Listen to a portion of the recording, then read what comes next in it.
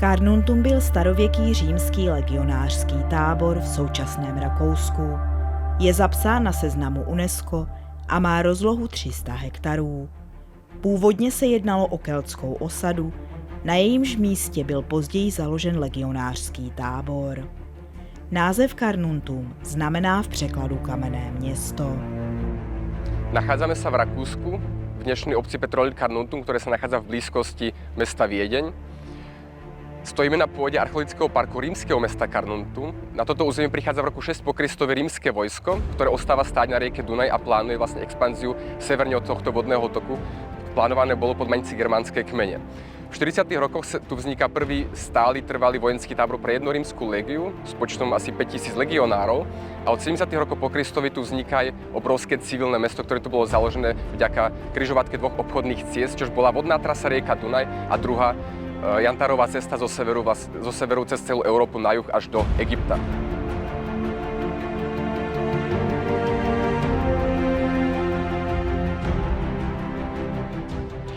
Stojíme pred rímskymi kúpeľami, ktoré tu boli zrekonštruované podľa pôvodnej rímskej stavby.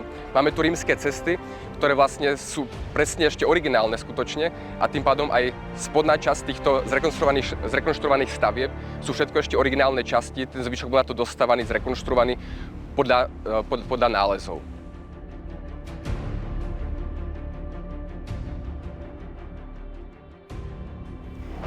Tak teraz sa nachádzame v interiéru kúpeľ a ako vidíte z vybavenia, tuto sa nešetrilo na krásnych materiáloch. Kúpele boli dar od štátu pre ľudí a preto tu nainštalovali obrovské sklenené okná, ktoré boli už v antike luxus produkt. Všade máme mramor, prekrásne fresky, ktoré sú rekonštruované na základe naozajstných nálezov, ktorí sa objavili pri vykopávkach. Ako vyzerá život v kúpeloch? No, sem prišli ako kúpeľové partie. Takže sem prišli ľudia s priateľmi spolu a potom išli spoločne aj na večeru, potom keď tu boli hotoví. A vyzeralo to tak, že po vstupe si každý musel vyzrieť z tógu, lebo v kúpeloch boli samozrejme nahý a ešte zásadná vec, čo potrebovali, drevené šlapky. Tuto v kúpeloch máme podlahové kúrenie a toto mohlo dosiahnuť až 50 stupňov Celzia, takže si museli aj chrániť nohy nielen kvôli šmiku, ale aj kvôli teplote. Tak kúpele neslúžili na čistenie, to bolo len na oddych. Keď by sa potrebovali rýchlo očistiť, tak sprechy samozrejme ešte neexistovali, na to ale mali svoje vlastné techniky. Dalo sa napríklad natrieť hrubou vrstvou olivového oleja, lebo to sa nepoužívalo len v kuchyni a potom ten olej odškrabali tým strigilisom, tak krásne sa to dalo odškrabať a aj z dobovej, ako z dnešnej kozmetiky vieme, aké dobré sú oleje na odstránenie nečistôt a na vyžívanie pokožky. Takže toto je antická rímska sprcha. Kdysi kvetoucí metropole Římské říše je dnes místem, kde se dějiny stávají přítomností.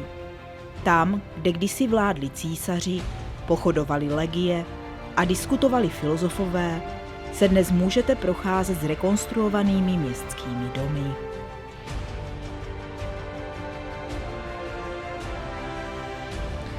Za mnou sa nachádza stavba tzv. Villa Urbana, čo bola mestská vila v meste Carnuntum, postavená v 2. storočí po Kristovi.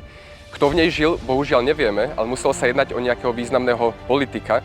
To nám vlastne prezrádza veľkosť tej stavby a takisto aj dekorácia vo vnútri a takisto, že vlastne sa tam nachádzali privátne kúpele. Kto presne to bol, nevieme, bol to ale možno člen mestskej rady mesta Carnuntum. Ak by to bola pravda, takíto muži, boli to viacerí kolegovia, ktorí pracovali v centre mesta na fóre, v tzv. Kúrii. A takisto už aj v tej dobe vlastne pracovali z domu. Bolo to pre nich veľmi významné a praktické samozrejme, pretože aby som vtedy mohol byť politikom, musel som byť bohatým človekom. Pretože všetko, čo títo politici mestu a obyvateľstvu umožnili, museli spravidla platiť z vlastných peňazí. Rímski politici prijímali svojich klientov často vo svojich privátnych domoch, napríklad ako v tejto vile. Nachádzame sa v prvej miestnosti tejto stavby, v ktorej sedel vlastne písar, bol to spravidla vzdelaný otrok a ten prijímal klientov svojho pána, zapisoval ich a potom poslaný ďalej do malej čakárne a potom sme mali prestúpiť pred svojho patrona, pred tohto lokálneho politika. A čo jedli Rimania? No, zmenilo sa to na základe sociálnej triedy. Pre každý bolo dostupné chlieb, mali sme kváskové, nekváskové, rôzne druhy. Samozrejme, kvalita múky záležala na tom, čo si človek mohol dovoliť, lebo nie je mlyn ako mlyn. Takže pre vojakov a chudých ľudí boli viacej nekvalitné, ručné mlyny, čo tiež obsahovalo kúsky kameňa. Takže pre bohatých, ktorí si mohli dovoliť tie lepšie mlyny domácnosti, oni mali tie bezpečné chlaby, ako by sme mohli povedať. Tak biely chleb, ako ho poznáme, ešte neexistovalo. Bolo viac podobné k tomu celozrnému, čo dnes konzumujeme. Čo sa tu ešte našlo v Carnuntu? Rôzne bylinky, rozmarín, majorán, bazálka, čo sa rozšírilo po celej ríši. A to konzumovali aj chudí, aj bohatí. Tak ako sa stravovali chudí ľudia? No nie každý má na výber. Práve tí, ktorí bývali v drevených domoch, si nemohli napríklad ani oheň spraviť doma a na to mohli prísť do termopólia. Termopólium je súčasťou kúpeloch. Funguje to ako obchod pre rýchle občerstvenie. Tu sa dalo kúpiť chladné a teplé jedlo a rôzne druhy pitia ako pivo alebo víno. Čo sa tu predalo? Hlavne rôzne druhy kaší z luštenín alebo z rôznych druhov zrna, lebo priemerný človek v antickom Ríme sa stravil dosť vegetariánsky. Mäso bolo tiež luxus produkt, takže jedinou výnimkou bolo pre obyvateľov Carnunta, že mohli ísť na ryby k Dunaji. Za mnou sa nachádza menší sklad olivového oleja, vidíte rôzne amfory.